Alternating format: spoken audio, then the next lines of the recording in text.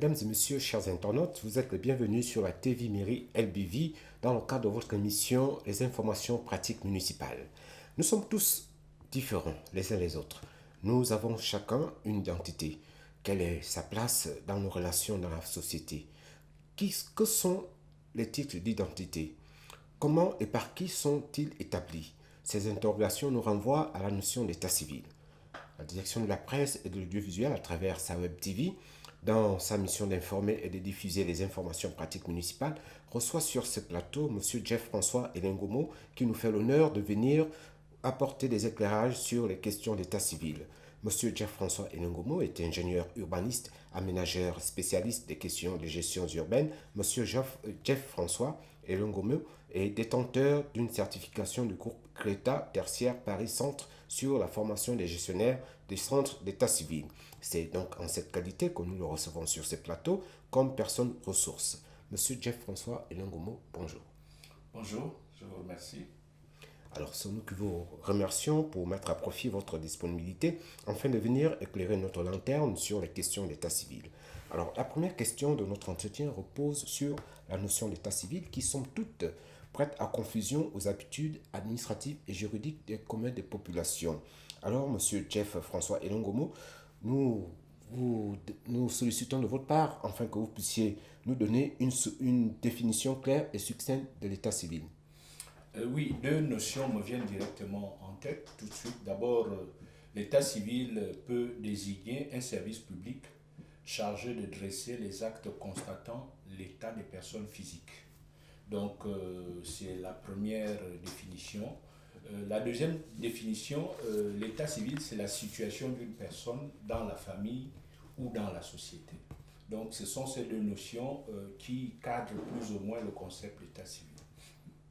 Alors, donc, au regard de cette définition, M. Jeff-François Elengomo, quelle peut être l'importance de l'état civil dans la vie d'un individu? L'état civil a une importance capitale dans la vie d'un individu et dans la vie d'un pays.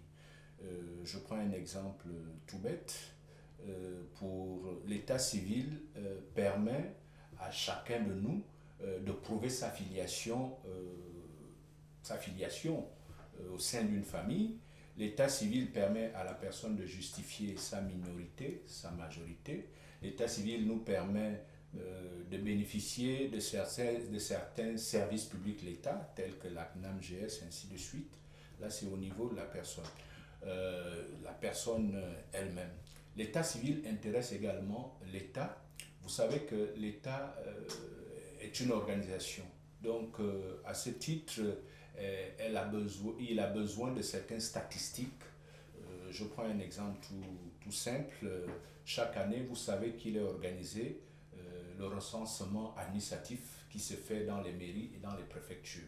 Donc l'État a besoin de savoir combien d'enfants, par exemple cette année, qui auront 6 ans pour peut-être orienter sa politique d'aménagement des écoles, peut-être insérer plusieurs tables bancs, mettre sur le marché de nouveaux enseignants. L'état civil, toujours au niveau de l'État a besoin des informations des centres d'état civil pour actualiser, par exemple, la liste électorale en radiant les Gabonais décédés. Donc, l'état civil intéresse enfin les tiers. Un autre exemple, vous contractez, deux individus s'engagent dans un contrat. L'un a besoin de connaître la situation matrimoniale de l'autre, le régime matrimonial. Si c'est un régime monogamique, ça voudrait dire que si l'autre contractant venait à décéder,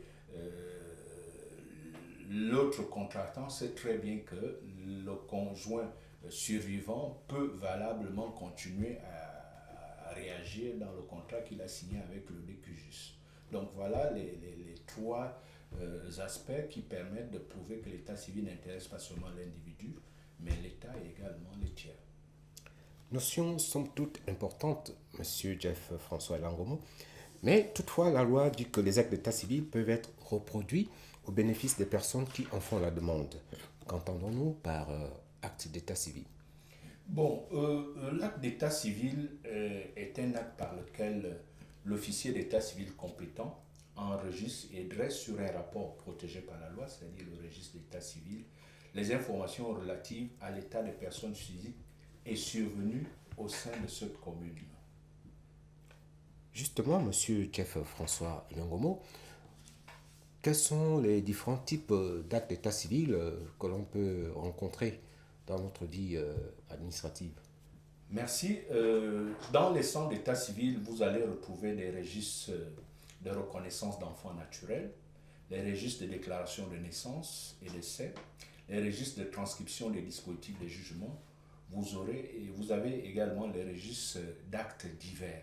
Donc, grosso modo, chez nous, au Gabon, c'est les différents registres d'actes d'état civil qui sont prévus dans le Code civil. Au regard donc de cette liste non exhaustive, nous constatons également que dans ces registres, il n'est fait mention nulle part de l'attestation de concubinage. Qu'en est-il justement de ce document? Peut-il être considéré comme étant un acte d'état civil? Je dirais non. Lorsque j'ai fait la description tout à l'heure des différents registres d'état civil, je n'ai pas cité un registre de concubinage. Le concubinage, c'est un acte volontaire, c'est-à-dire deux personnes qui vivent ensemble en dehors d'une institution réglementée par la loi. Donc, si dans nos mairies, précisément dans notre mairie de Libreville, ce document est signé par les officiers d'état civil, c'est tout simplement pour matérialiser la date à laquelle les conjoints sont ensemble. Parce qu'il peut arriver des problèmes à terme. Par exemple, en droit, on dit si un des conjoints, si un des amants venait à rompre brutalement les fiançailles, c'est-à-dire je vis avec une personne depuis plus de 10 ans et dans notre objectif c'était de nous marier et que subitement l'autre rencontre une autre fille et tout de suite il s'en va, il rompt brutalement les relations. Est-ce que totalement je n'ai pas le droit d'exiger quoi que ce soit? C'est vrai, on n'a pas le droit d'exiger parce que on n'a pas le droit d'exiger quoi que ce soit parce que vous ne fonctionnez pas dans une institution réglementée par la loi, mais quand même le juge peut apprécier à travers l'acte à travers le certificat de concubinage que les individus ont vécu tel nombre d'années ensemble. Il y a des événements qui ont donné ne fût-ce qu'une certaine possession d'État qui peut amener le juge à demander la réparation financière tout simplement. Donc c'est à l'appréciation du juge. Donc, le certificat de concubinage est nullement un acte d'état civil. Nous comprenons donc qu'au regard de toutes ces explications, l'état civil d'une personne, c'est donc l'ensemble des éléments relatifs à la personne qui identifie un individu dans la société. Il peut prendre la forme d'un acte de naissance, d'un acte de mariage ou d'un acte de décès. Voilà, chers internautes de la TV Mairie LBV, c'est sur ces éclairages relatifs à la notion d'état civil que prend fin cette émission sur les informations pratiques municipales. Merci Monsieur Jeff François Elongomo. Merci également, chers internautes, de nous renouveler votre confiance en suivant les programmes de la TV Mairie LBV sur YouTube et sur Facebook. Merci et à bientôt.